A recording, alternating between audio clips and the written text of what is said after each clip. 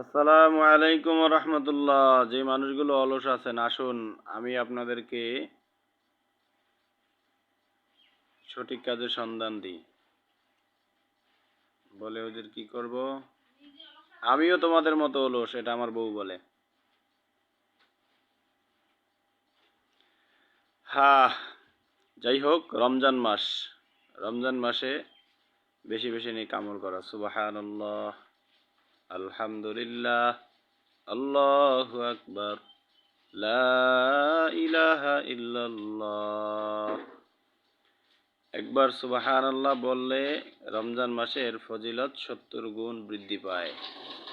তাই সময়কে কেউ নষ্ট না করে রমজান মাসে চেষ্টা করি বেশি বেশি করে নেক আমল করার। তো এজন্য আমরা সবাই চেষ্টা করি বেশি বেশি করে কোরআনুল কারীম তেলাওয়াত করার, জিকির করার, নামাজ পড়ার, দান সাদাকা করার, যাকাত ফিতরা দেওয়ার।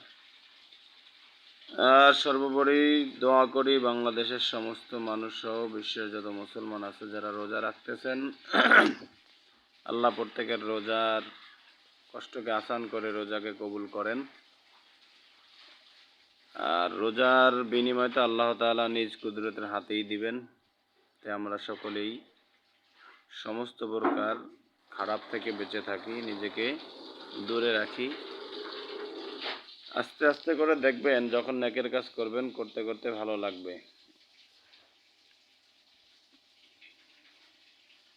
রমজান মাসে অনেক মাদ্রাসার শিক্ষক আছেন যারা রোজা রেখেও ছাত্রদেরকে, বাচ্চাদেরকে কোরআনুল কারীম শিক্ষা দান করেন। আল্লাহ পাক রব্বুল আলামিন তাদের এই রোজা সহ ছাত্রদের সাথে মেহনতকে ইখলাসের সাথে কবুল করে তাদেরকে এর উসিলায় যেন জান্নাত দান করেন। সর্বোপরি শুকর আল্লাহ পাক রব্বুল আলামিনের কাছে যে দীর্ঘ একটি বছর পরে আবার রমজান আসছে। আজকে তৃতীয় রমজানের রোজা পালন চলতেছে।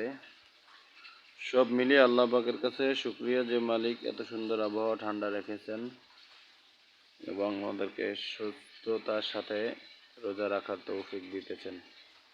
আসুন আমরা রোজার মাসে আল্লাহকে বেশি বেশি ডাকি।